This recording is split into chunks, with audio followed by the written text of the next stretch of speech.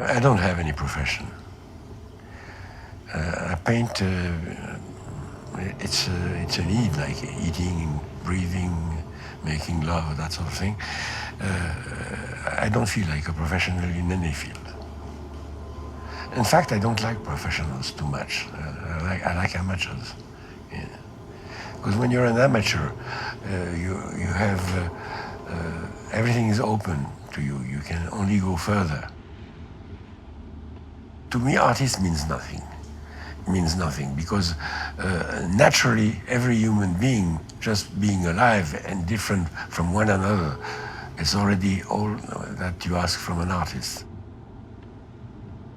When I paint, I become the painting. When I talk to somebody, I become the person I have in front of me. I feel different when I don't paint. It's when I don't paint that I feel completely different from the rest of the world. And I don't like that too much. Why do we talk? Why do we write? Why do we paint and all this? It's in order not to remain alone. The other is always a part of you you have lost. In love, the best moment is when you get up the stairs, before you reach the room. The orgasm is what you can't have you can't go further. That's terrible. Painting concerns everything. When I talk about painting, I'm talking about everything from A to Z.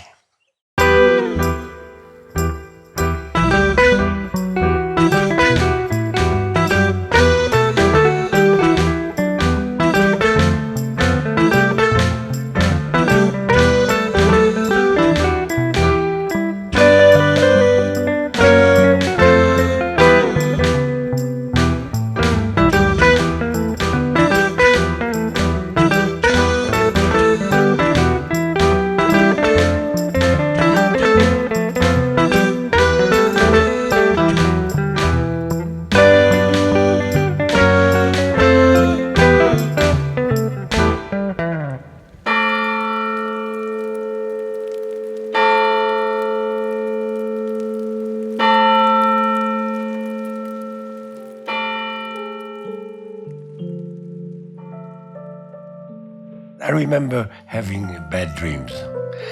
And when I was a child, I don't know, might have been 4 or 5, something like that. I was in Geneva. My room was not far from my parents' room, and I woke them every night. It was unbearable. We fell on somebody, according to what I was told, a doctor perhaps, or a scientist, I don't know. The man said, "Oh no, that's not hard to get rid of. Every time he wakes up, let him draw his dreams the way he likes." That's what I did apparently, and very quickly, if not immediately, my nightmares disappeared. But that may have been the start of drawing things that are not usual for children. And that was that.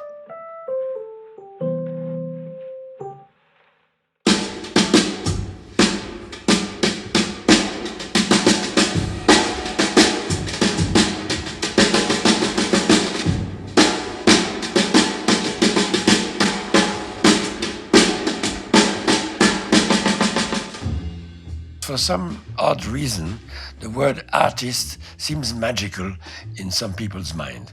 When you call somebody an artist, as if it's like if you decorated him with something, you know. Being an artist is no different than being a carpenter or a cook or anything else. But for some reason, the word artist, you know, and I think it's due mainly to the fact that art has no real definition.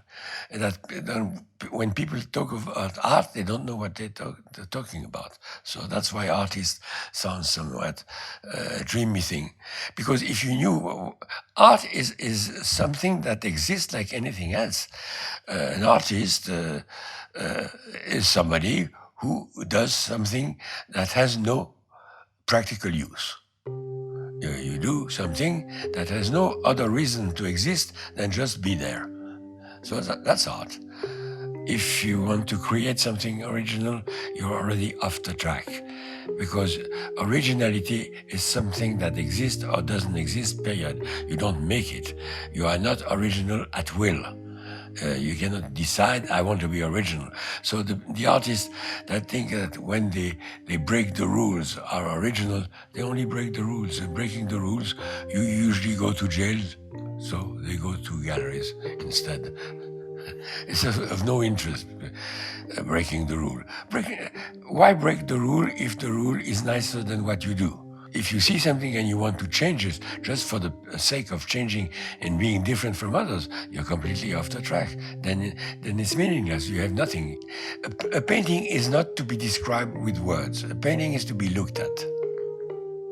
The same as music has to be heard, not described. You don't describe a good music. How can you describe a tune that moves your heart? Okay, there's no way to describe that. But when you hear it, you know it's there. I cannot hear a word, for instance, like well-painted painting. It's absolutely meaningless. What does it mean? You cannot paint well. You either get somewhere or you don't. But the way you get there is irrelevant. It makes no difference. So what I try to be in my paintings, maybe consciously, maybe unconsciously, is to be present. To have something to do with what I'm doing. I don't like to do something so that it should be beautiful or this. I try to be as true as I can. It's not so easy because there are many, many things that sort of cuts your way, you have to make detours. You cannot go in a straight line and be yourself, unfortunately. You have to go very far off what you are in order to find yourself again, And I don't want to find myself just for the pleasure of finding myself. I want to find myself to have a good painting, because a painting painted by somebody who is not there, it's senseless.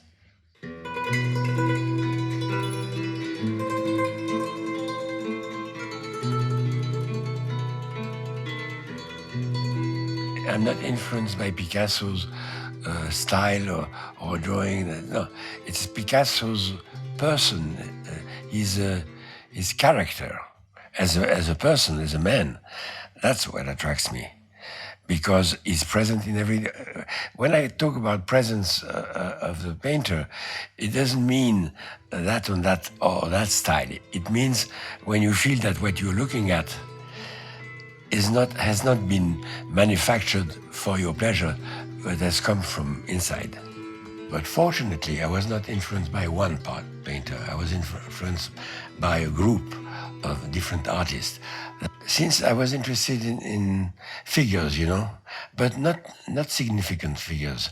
When I paint a theme called Les Gens, which I started already in 1950-51, I had in mind not to paint people with expressions and all that. I was interested in sort of a shadow game, where people would evolve like ghosts almost. And it's funny because I hate crowds, and my paintings were very crowded with these figures. So it must have been at the same time a medicine against what I disliked. And finally, the crowds that I paint attracts me very much.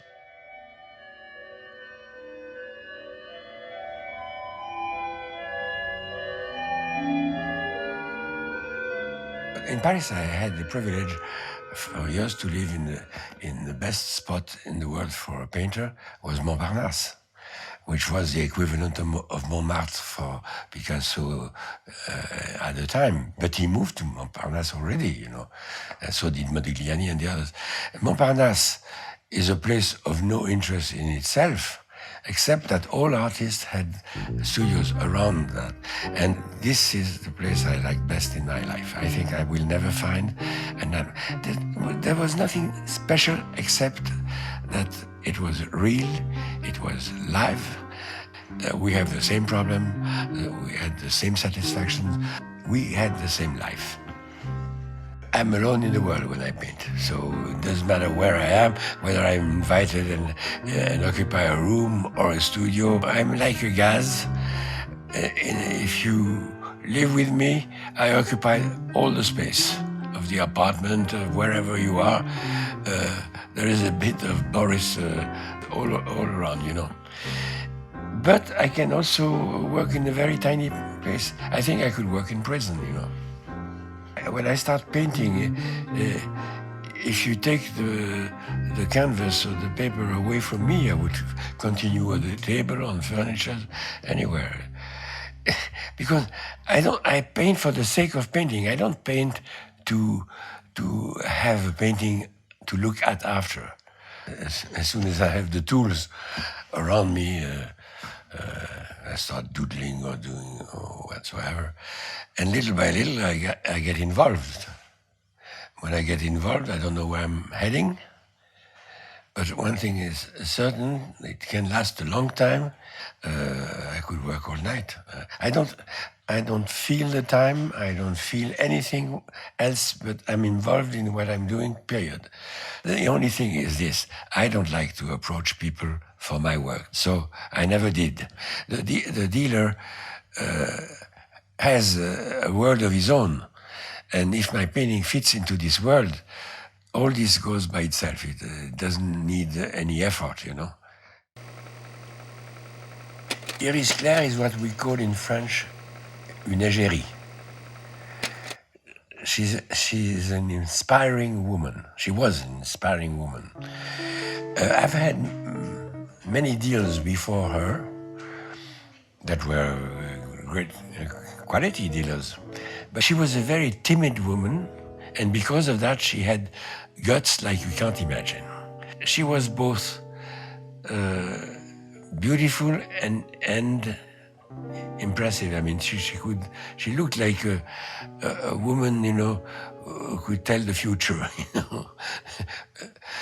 She never took artists seriously. For them, artists were people that played a game, you know, and sometimes something came out of it. But she was interested in them before what they were doing. I saw Iris Claire in Montparnasse at La Coupole, and she had the impression, because I never dressed like an artist, she had the impression I couldn't be an artist looking like a bourgeois like I did, you know. I never dressed nor did anything for the others. It was just to feel comfortable. And Iris Claire had the wrong impression on me for years, until Yves Klein. Yves Klein was a man, he was very mystical, you know. He said he once came into a church, you know, and would pray Sainte Marie, you know, that he should become well known. He told Iris Claire I wasn't aware of it, because he was very close to her. He said, you know, you have the wrong impression with Boris. He's not a bourgeois. He looks like a bourgeois. You should go to his atelier and you will discover things you'd be surprised of. And indeed, she was surprised because I was painting the Gaulls. And then it was a forest of the Gaulls. She thought I was half mad, you know, because usually when you paint a portrait, you paint one or two heads maybe. But there were well over 30 the Gaulls. It was filled up, you know, and the atelier was very big. The studio was very large.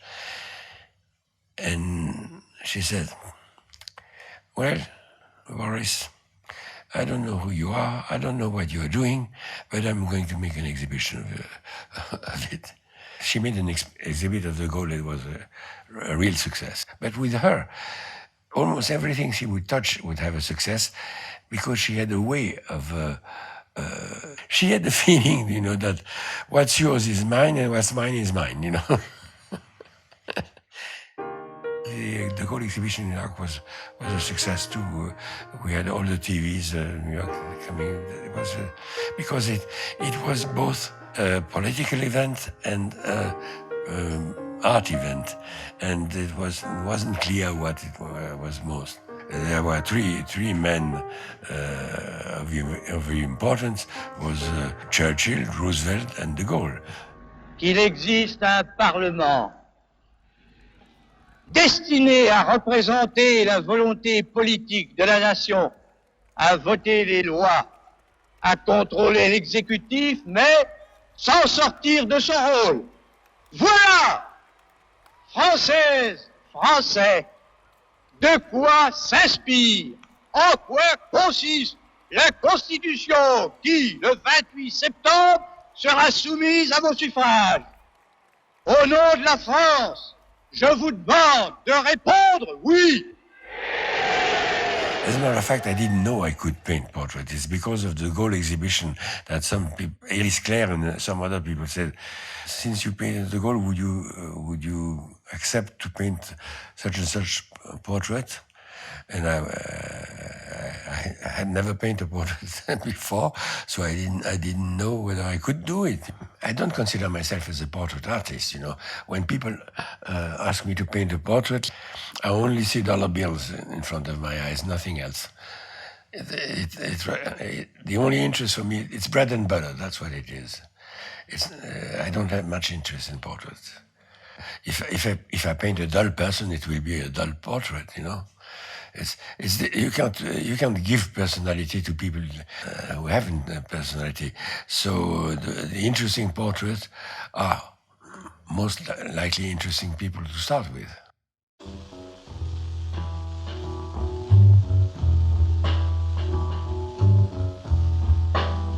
Ain't got no home, ain't got no shoes, ain't got no money, ain't got no class, ain't got no skirts, ain't got no sweaters, ain't got no perfume, ain't got no love, ain't got no faith. Nina Simone, she didn't want a portrait.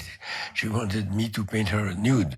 The way I met Nina Simone is so incredible that even when I tell the true story, it doesn't sound real because that woman like her sees me in a gallery, you know, with other people around and says, "Who are you?" You know, it doesn't seem real. Why should she ask me who am I? And after that, to learn that she lived very close to our place, that was another surprise. The funny thing with Nina Simone is I had a vernissage in Paris before I ever heard of her. I heard a regular record of her, you know. So I made it listen to Iris Claire, and she said, "We'll put that music for your vernissage, for your opening." And I heard Nina Simone all the opening night of my vernissage, way before I ever met her. I was already attracted by her voice and her way of singing long before. I didn't know what she looked like. I just loved the voice. Everything that could be more feminine attracts me. I can be attracted by a hand of a woman, I can be attracted by her skin, by her smell, by the way she looks at things, and it attracts me very much because I felt in that look a whole feminine movement, you know. When men look at something, it's not the same as women. They may have beautiful eyes and all this, it's not the same look. I mean, women have that particularity of, I would say, they bring an atmosphere, you know. But when I feel the woman in all her gesture, inside of her, the atmosphere she gives, you know, this, I can be flabbergasted. I can really enjoy that tremendously because that's something that you cannot neither paint nor describe. It's something that's just there.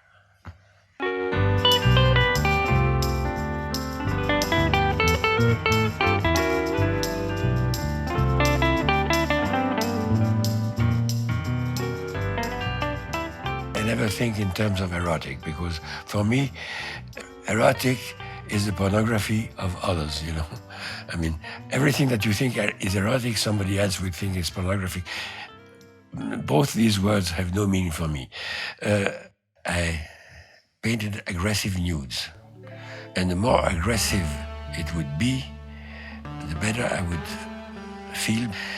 So what could be more aggressive than a gynecologist's eyesight of the nude, you know, which I did. I made an exhibition at Eris Claire which was called Les Offrandes. What is Les Offrandes? It is what you offer as sacrifice in church, you know. So it was completely the opposite than what I was painting. I mean, the title was mystical, and the offrande would be the body at its crudest aspect, you know. No head, no legs, no arms, just that part of the body, completely anonymous, you know. And in large plan, it would occupy the whole canvas.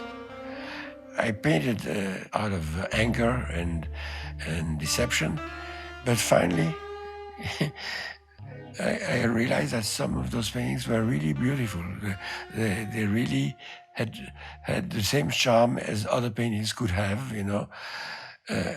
I feel that I am not responsible at 100% of what I'm doing. I have an intention, but the painting will derive me from that intention and direct me elsewhere.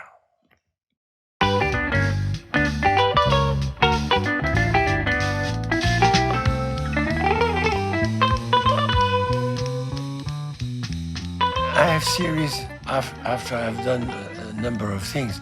I don't start a series. I paint, and if the atmosphere of this painting occurs in other paintings, after a while it becomes a series, that's all. There's always a frustration at the same time, because you discover things and you suddenly are ready to take a new direction. It's a change of life. It's like when you get married, or when somebody's born and all this. It's a complete change every time. So that's what I need, I think, when I paint, is to change status, not to be the same after I done that painting than before.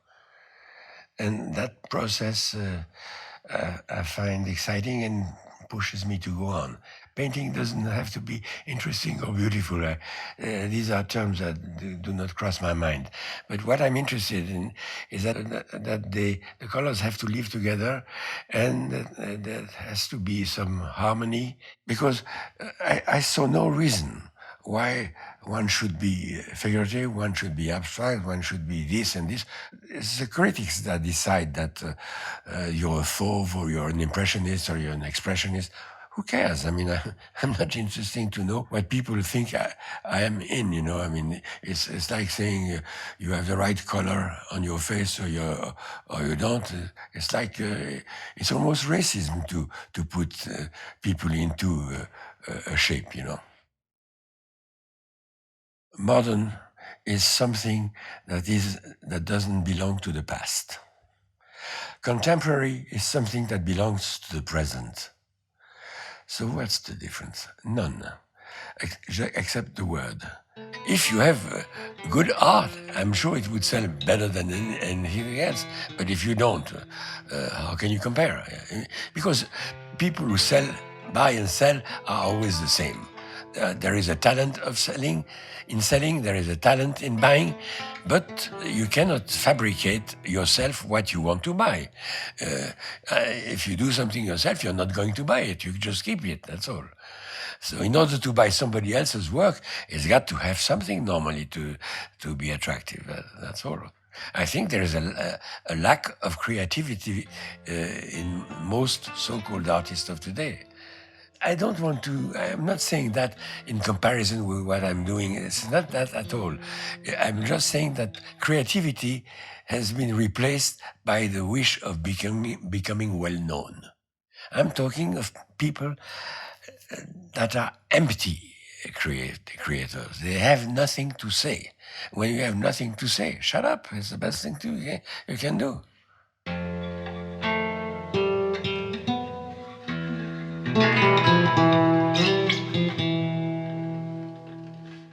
I don't think my paintings are neither beautiful nor ugly nor that, but I think many people may feel concerned with my painting, may recognize themselves in my painting. I'm interested in getting into people's life with my painting. I want my painting to come out of the inside of me and go to the inside of others. In any true painting, somebody will recognize himself. I'm not sure that while I'm alive, this is going to happen, but I'm sure that one day or the other, most of the paintings that are upstairs and that I've done and that I've sold, I never sold a painting that have been bought, which is a different process. I'm sure that those paintings will find their place at one time. It would please me, of course, to be alive when it happens, but I can't be sure of that.